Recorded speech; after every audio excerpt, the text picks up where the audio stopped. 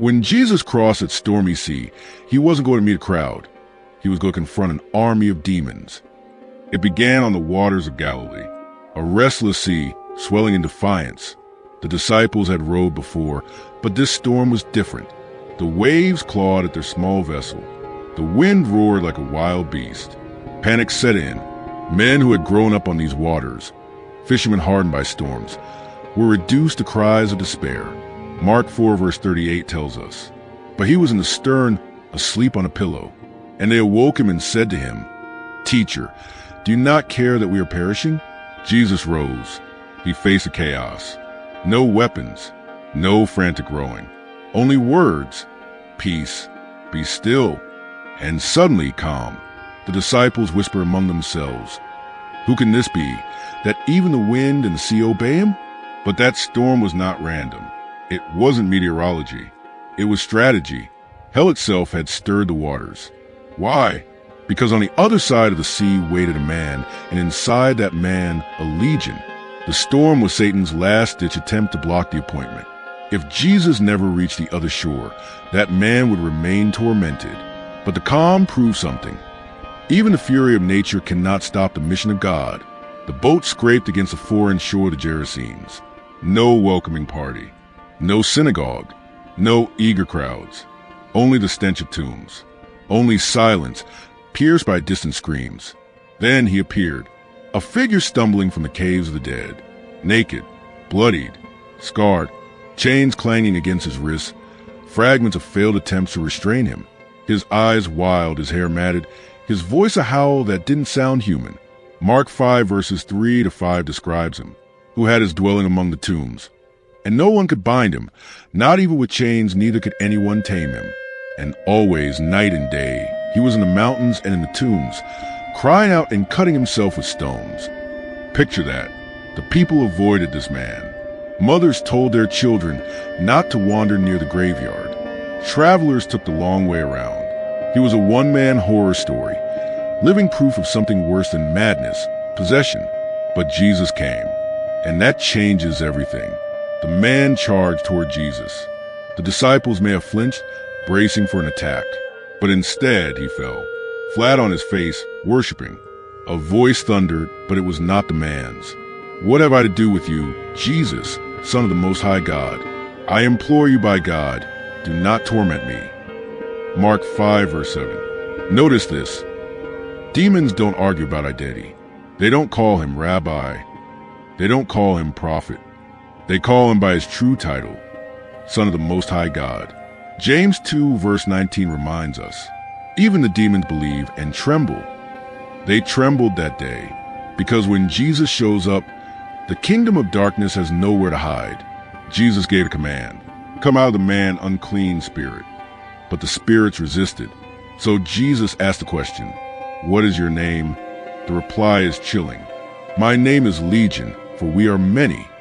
Not one demon, not two, thousands. A Roman legion consisted of up to 6,000 soldiers, disciplined, coordinated, ruthless. Now imagine that inside one man's soul. No wonder chains couldn't hold him. No wonder he screamed in the night. He wasn't battling madness. He was battling an army. But here's the revelation. Even a legion bows before Christ. Even 6,000 cannot stand before one. The demons pleaded. They begged Jesus not to send them out of the region. Luke 8 verse 31 reveals more. And they begged him that he would not command them to go out into the abyss. The abyss. The bottomless pit. A prison for spirits, sealed until judgment. Revelation 20 verses 1 to 3. That's what terrified them. Not pigs, not men, but eternal chains. They knew their time was limited. They knew their judge was standing before them. So they begged, "Send us into the pigs." Strange request, isn't it? Why pigs? Why not vanish into the wilderness? Why not scatter into the air? Because unclean spirits seek unclean vessels. Leviticus 11 verse 7 declared swine unclean. The demons sought resonance, not just residence. Friend, don't miss this lesson. Darkness is always drawn to what is already unclean. Sin attracts spirits. Compromise invites chains. Jesus gave permission. And suddenly, chaos erupted. 2,000 pigs, snorting, shrieking, stampeded down a steep slope. No hesitation, no resistance, straight into the sea, drowned. What happened inside one man's soul was now visible in nature. The destruction, the torment, the insanity, now unleashed through the pigs. John 10 verse 10 comes alive here. The thief does not come except to steal and to kill and to destroy. That's the true nature of evil. Not freedom, not power, only ruin. The villagers rushed to the scene, and what they found stunned them.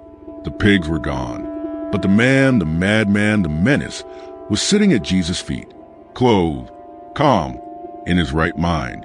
Mark 5 verse 15 says, "Then they came to Jesus and saw the one who had been demon-possessed and had the legion, sitting and clothed and in his right mind, and they were afraid." Notice that, not relieved, not rejoicing, afraid. Why? Because freedom disrupts comfort. Because when Jesus delivers, it always costs something. For them, it cost 2,000 pigs, their livelihood, their economy. They preferred their pigs to his presence. So they begged Jesus to leave. But the man, he begged to stay. And here the tension builds. One man wanted to cling to Jesus. A whole town wanted him gone. Which one are you? The desperate soul who clings, or the comfortable crowd who resists? Because here's the truth. Jesus is still crossing seas, still silencing storms, still confronting legions, and he's coming for you. Not by accident, not by coincidence. On purpose. The pigs are strange, but the abyss, that's terrifying. Luke 8 verse 31 reveals, "And they beg him that he would not command them to go out into the abyss."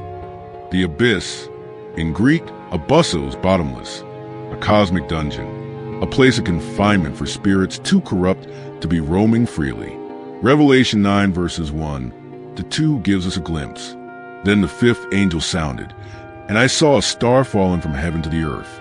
To him was given the key to the bottomless pit, and he opened the bottomless pit, and smoke arose out of the pit like the smoke of a great furnace. So the sun and the air were darkened because of the smoke of the pit. It is no metaphor. It is no myth. It is a real prison for real entities. Some spirits are already locked there. Angels who sinned in Genesis 6, who abandoned their proper dwelling. 2 Peter 2 verse 4. For God did not spare the angels who sinned, but cast them down to hell and delivered them into chains of darkness, to be reserved for judgment. The abyss is not hell itself, but is a holding cell for the worst offenders until final judgment. And the demons inside this man knew Jesus had the authority to send them there instantly. That's why they begged. That's why they groveled. Not because they doubted his power, but because they knew it. Notice how quickly the tone shifts. The same spirits that made a man terrorize a region now whimper before Jesus. The same legion that tore through chains now pleads like prisoners awaiting sentencing. Friend, this is what the presence of Jesus does. Demons don't swagger before him. They shiver. They don't debate him. They beg. They don't negotiate from strength. They plead from weakness. Philippians 2 verse 10 confirms that at the name of Jesus every knee should bow, of those in heaven, and of those on earth, and of those under the earth. Every knee, even demonic ones. The confrontation was never a contest. Let's return to the bizarre request. Send us into the pigs. Why pigs? Why not rocks, rivers, or trees?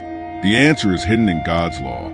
Leviticus 11 verse 7 declares, "And the swine, though it divides a hoof, having cloven hooves, yet does not chew the cud, is unclean to you." The demons chose pigs because the unclean is drawn to the unclean. They sought resonance, not just residence. They wanted vessels already marked with defilement. This is a spiritual law. Darkness thrives where there is already compromise. Sin attracts more sin. Unholiness opens a door to further corruption. That herd was being raised in Gentile territory, likely for Roman consumption. To Jews, swine were symbols of impurity. But to Rome, pigs were profit. So when the demons entered the herd, it was more than livestock lost. It was a revelation. What looks profitable to men may be a doorway for spirits. And then it happened. The pigs rushed. Down the slope, into the water, over 2,000, drowned in an instant. What does that show us? That demons are not neutral. They do not live and let live. They destroy. Jesus himself said it in John 10 verse 10. The thief does not come except to steal and to kill and to destroy. Notice the order. Steal first, kill second, destroy finally. That's the trajectory of every demonic influence. First it steals your peace, your joy, your innocence. Then it kills your dreams, your dignity, your hope. Finally, it destroys relationships, futures, even lives. That day, the pigs became a visible sermon. A whole town saw the nature of evil manifested in front of their eyes, and still they missed the point. The villagers ran to the scene, and what they found shocked them. The man once tormented was clothed in calm, but their pigs gone. So they pleaded with Jesus, "Leave our region." Pause here. Think about that. They saw a man restored, but they focused on the pigs lost. They saw freedom, but they feared disruption. And isn't that still true today? People want peace, but not at the cost of profit. They want deliverance, but not if it shakes their system. They want Jesus, but not if he touches their pigs. Friend, here's a sobering truth. Some people will choose pigs over presence. Some will cling to what is unclean, because losing it feels scarier than being free. The delivered man begged to go with Jesus, and who could blame him? But Jesus said no. Instead, he commissioned him. Go home to your friends and tell them what great things the Lord has done for you and how he has had mercy on you. Mark 5 verse 19. This is stunning. The first missionary to the Gentiles wasn't Peter. It wasn't Paul. It was this man, the one everyone feared, the one no one could bind, the one society wrote off. Jesus didn't just deliver him. He deployed him. He turned the victim into a voice. Step back and see the layers. This story is more than exorcism. It is prophecy. The storm on the sea represents the opposition of Satan against Christ's mission. The legion represents the spiritual armies arrayed against humanity. The pigs represent unclean systems of the world, profitable but defiled. The drowning shows the inevitable end of evil, destruction. The freed man represents the church, delivered, clothed, restored, and sent into the world to testify. This is not just history. It is theology in action. It is prophecy unfolding. And it is a call for us to decide, which side of the shoreline are we standing on? Paul said it clearly in Ephesians 6 verse 12. For we do not wrestle against flesh and blood, but against principalities, against powers, against the rulers of the darkness of this age, against spiritual hosts of wickedness in the heavenly places. This isn't theory. It's reality. What happened in that graveyard is still happening today, in cities, in homes, in minds. But the same Jesus who silenced a legion is alive. The same power that drove demons into the sea is available now. The same authority that clothed one man in his right mind can clothe you in peace. Understand this. That shore was a battlefield. It was heaven's authority colliding with hell's desperation. And heaven always wins. Colossians 2 verse 15 describes it. Having disarmed principalities and powers, he made a public spectacle of them, triumphing over them in it.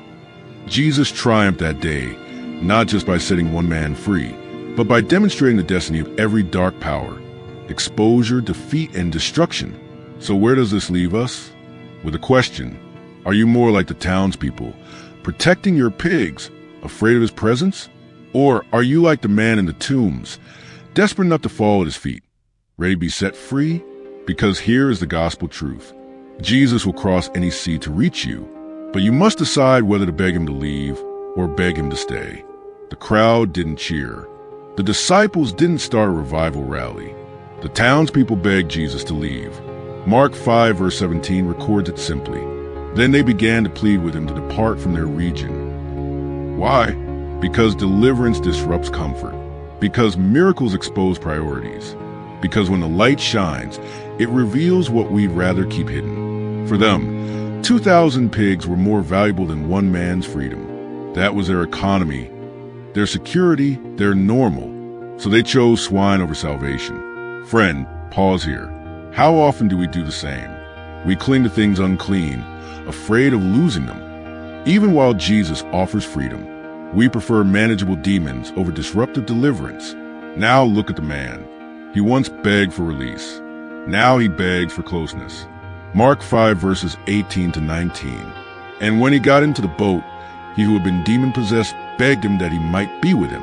However, Jesus did not permit him, but said to him, "Go home to your friends and tell them what great things the Lord has done for you and how he has had mercy on you." Don't miss the contrast. The townspeople begged Jesus to leave. The man begged Jesus to stay. Two responses, one Savior, and both echo into eternity.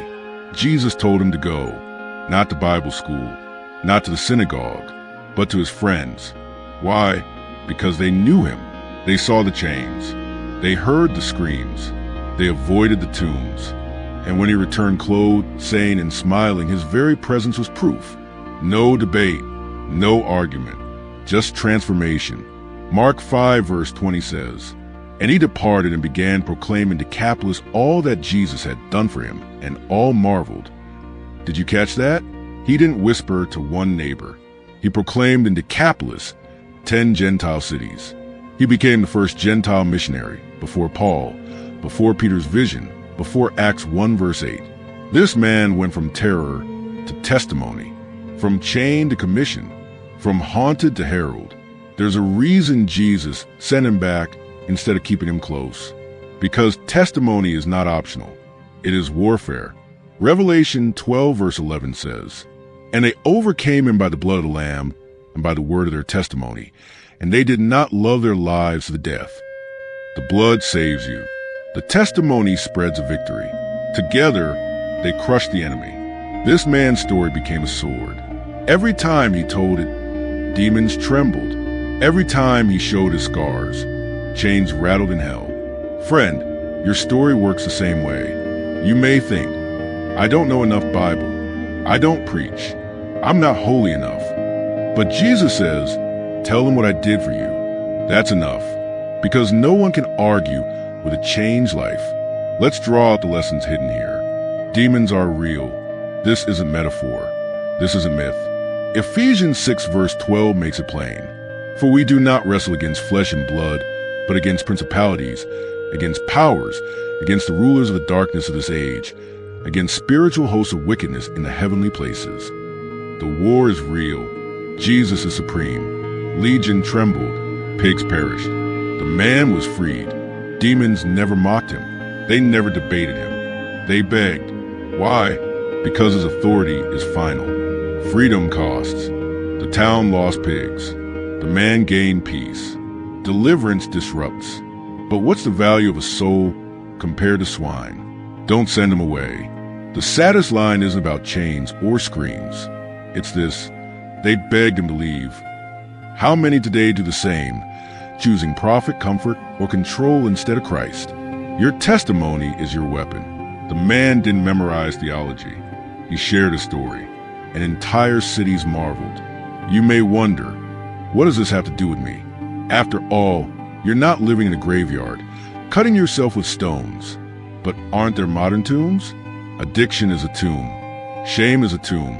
Pornography, bitterness, depression, pride, tombs. Silent prisons where people waste away, chained, screaming inside where no one hears. And here's the truth. No chain is too thick, no legion too strong, no tomb too dark for Jesus. If he crossed the sea for one man, he will cross through storms for you. And what about the pigs? No, you may not own livestock, but pigs represent unclean prophets, compromised systems. Things we cling to that keep us unholy. For some, pigs are relationships they refuse to surrender. For others, pigs are careers built on corruption. For some, pigs are addictions disguised as pleasures. And Jesus always exposes the pigs, because you cannot host his presence and hold on to unclean herds. Here's the haunting part. Jesus honored their request. They begged him to leave, and he left. He didn't force himself. He didn't argue. He stepped into the boat and departed. Friend, never take his presence for granted. When you tell him to go, he will. When you choose pigs over presence, he won't fight you, but the cost is devastating. Remember what terrified the demons: the abyss. They know their time is short. They know judgment is coming. Revelation 20 verse 10 gives us the end. The devil, who deceived them, was cast into the lake of fire and brimstone where the beast and the false prophet are, and they will be tormented day and night forever and ever. That's why they begged. That's why they panicked, because they know who holds the keys. And if demons fear his judgment, shouldn't we revere his mercy? So now we stand at the shoreline of decision. You've seen the storm. You've seen the legion. You've seen the pigs drown. You've seen the man clothed and free. The question is, where do you stand? Will you be like the townspeople, choosing pigs over presents? Or will you be like the man, falling at his feet, begging for freedom, and then going out to testify? Because Jesus is still crossing seas, still silencing storms, still confronting legions, and still waiting for your answer. Friend, listen carefully. You don't need perfect prayers. You don't need to fix yourself first. You just need to call on his name. Romans 10 verse 13. For whoever calls on the name of the Lord shall be saved. Call on him. Invite him in. Don't send him away. And when he sets you free, don't stay silent. Go, tell, testify, because someone else's freedom may depend on your story.